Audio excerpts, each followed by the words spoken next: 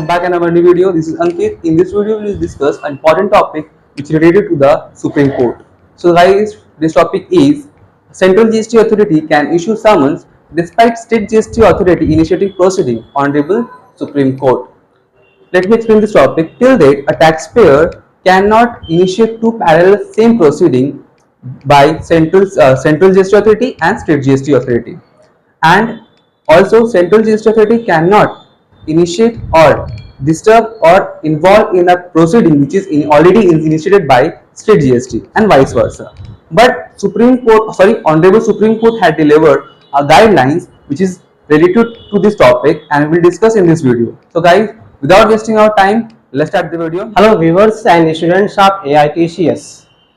In this video session, today we shall learn one of the vital and most important judgment of the Honorable Supreme Court of India in the matter of cross empowerment of the GST authorities.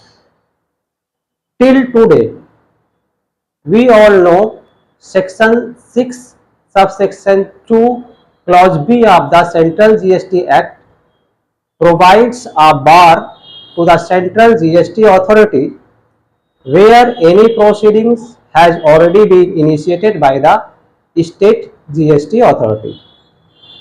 In a simple term, we can say that where State GST has already taken a matter on a certain subject, say it is input tax credit, then Central GST Authority is not entitled to press another proceeding on the same subject matter. Till today, we know that Section 6 2B of the Central GST states this. But after declaration of the judgment of the Supreme Court in the matter of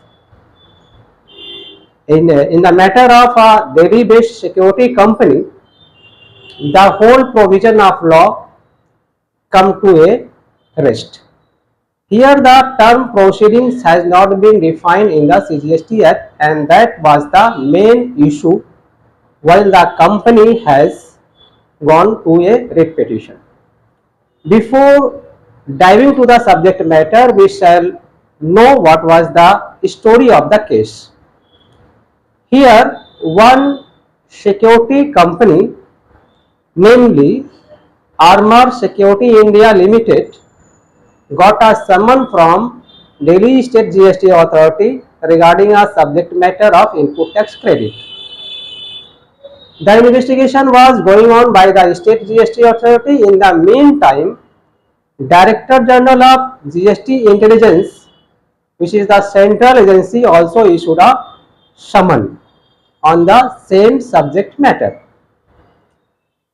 The security company find that the summon was issued on the same subject matter, and therefore it did not oblige the summon. In the meantime, the Central GST Authority, that is DGGI, also issued a second summon. After receiving the second summon, the security company got irritated and filed a writ petition before Honorable Delhi High Court for questioning the summon. Here the law was clear and it was 100% sure that the summon should be quashed. But the Honorable Delhi High Court refused to quash the summon and delivered a verdict which became the milestone and later on which has been confirmed by the Supreme Court of the India. Here the Honorable Delhi High Court concluded that issuance of summon, search and seizure cannot be termed as the proceeding. These are the preliminary steps after which it can be derived whether the same subject matter is the center of the dispute. That means after complying summon, search and seizure, if it is found that the same subject matter is being investigated by the chival authority, then one authority can be stopped, and because of this reason the Delhi High Court refused to quash the summon. Aggrieved by the judgment of the Delhi High Court, the company, that is the security company, approached to the Supreme Court, whereby the Honorable Supreme Court upheld the decision given by the Delhi High Court. But to give the dispute at rest for the benefit of the taxpayer, it has formulated certain guidelines. So in this video, we shall learn what are the guidelines of the Supreme Court. If these guidelines are not obliged, then the taxpayers are not entitled to file any writ petition within the ambit of section 6 2D. So without wasting more time, let us jump on the guidelines which has been issued in this regard. This is in the matter of Messrs Armour Security India Limited.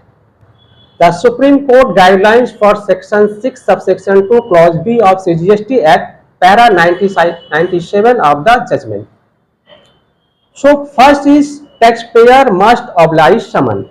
So students, here if any person gets any summon from the central GST authority where it is known that the same subject matter is under proceeding by the state GST authority, then also he has to oblige the summon, means he has to reply the summon, he has to produce all the documents or evidences asked for in the summon. He cannot ignore the summon.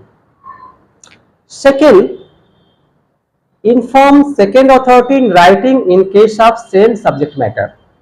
If after replying the summon it is found that the matter which is being investigated by the state GST authority is the matter which will be investigated by the central GST, then the taxpayer has to inform to the second authority that the same subject matter is being investigated by the state GST.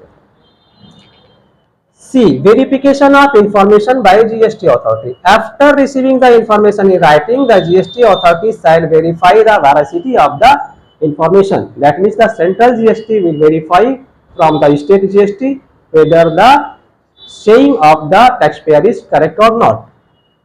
D. Intimation to taxpayer in case no common subject matter.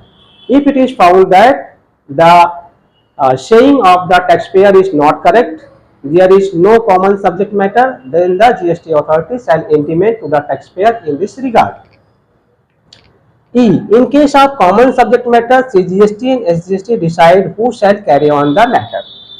If it is found that there is really a common subject matter, then the CGST and SG authority shall mutually decide who will carry on the matter. If there is no mutual discussion or understanding, then the first authority who has issued the summon or show cause notice shall carry on the case. G. File writ petition if guidelines are not followed by the GST authority. If above guidelines has not been followed by the GST authority, then only the taxpayer is entitled to file writ petition in the respective high court. So students, hope that you have understood the topic. If anyone has any doubt, please write in the description box. Further, if anyone wants to take income tax, TDS, GST filing training with us, please write for the prospectus at the number given in the description box. Thanks for watching.